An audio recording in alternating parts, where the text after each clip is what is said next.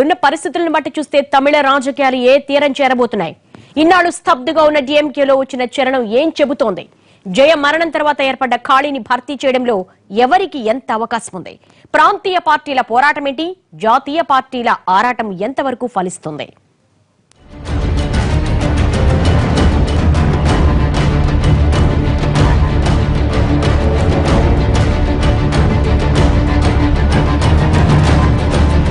పక్కాలి మక్కల్ కచ్చి అంటూ రామదాస్ నుంచి మొదలు పెడితే ఇక్కడ పార్టీలకు కొదవలేదు.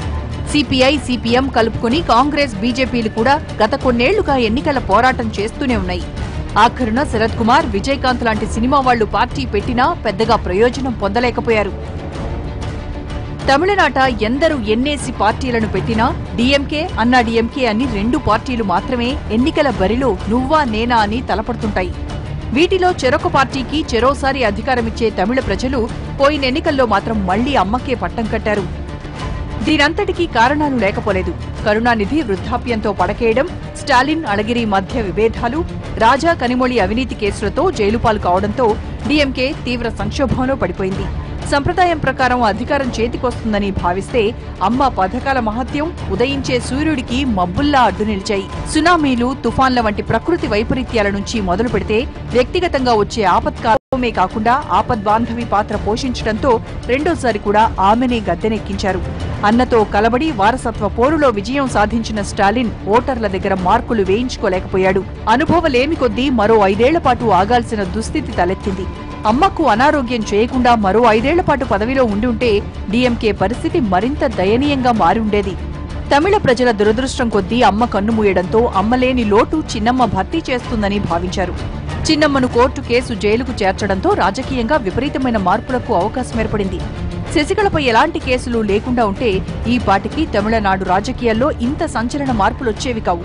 స్టాలిన్ కూడా సైలెంట్ గా నెక్స్ట్ టర్మ్ కోసం ఆశగా ఎదురుచూసేవాడు. పన్నీర్ సెల్వం కూడా తోక జాడించకపోయేవాడు.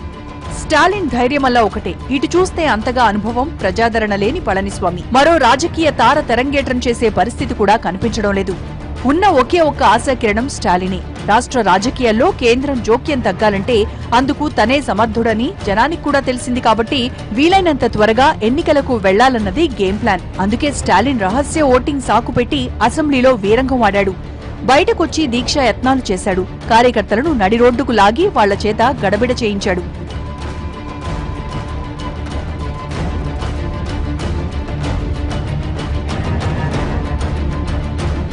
స్టాలిన్ సిట్యుయేషన్ కరెక్ట్ గా చెబితే తన బలం పెంచుకోవడానికి ప్రత్యర్థి పార్టీ బలహీనతలను వాడుకుంటున్నాడు. రోడ్డు మీదకొచ్చి రణరంగం సృష్టించడానికి తగిన కారణాలు లేకున్నా వెతుక్కుని మరీ అలజడి సృష్టిస్తున్నాడు. శాంతి భద్రతలను సాకుగా చూపి రాష్ట్రపతి పాలనకు తీసుకెళ్లాలని అనుకుంటున్నాడు. తర్వాత ఎన్నికలకు వెళ్లి తనదైన సామ్రాజ్యం ఏర్పరచుకోవాలన్నది ఎత్తుగడ.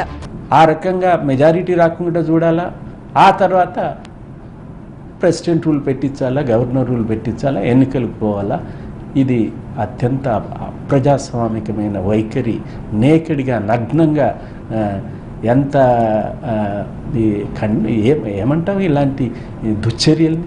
ప్రజాస్వామికంగా ఎన్నికైన వాళ్ళు ఓ ప్రజాప్రభుత్వాన్ని ఏర్పాటు చేయటానికి సహకరించి శాసనసభలు బల నిరూపణకు సహకరించాల్సింది పోయి, సాఫీగా జరగటానికి తోడ్పడాల్సిందిగా పోయి ప్రజాస్వామ్యం కూనీ చేయటానికి డీఎంకే ప్రయత్నించింది.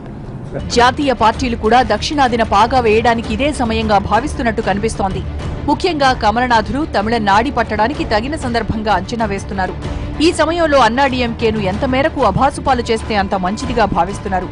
శశికళకున్న నెగిటివ్ ఇమేజ్ ను బూచిగా చూపి తొలి ప్రయత్నంలో విజయవంతమయ్యారు. శశికళ ఎత్తుకు పై ఎత్తు వేయడంతో ఒక్కసారిగా వాళ్ల ప్రయత్నాలకు ఆటంకాలు ఏర్పడ్డాయి.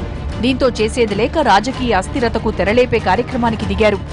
ఇన్నేసి అడ్డంకుల నడుమ పళనిస్వామి సమర్థవంతంగా పరిపాలన సాగించాల్సి ఉంటుంది. జైలు నుంచి శశికళ వ్యూహ ప్రతివ్యూహాలు అక్కరకు వచ్చే అవకాశం ఉంది.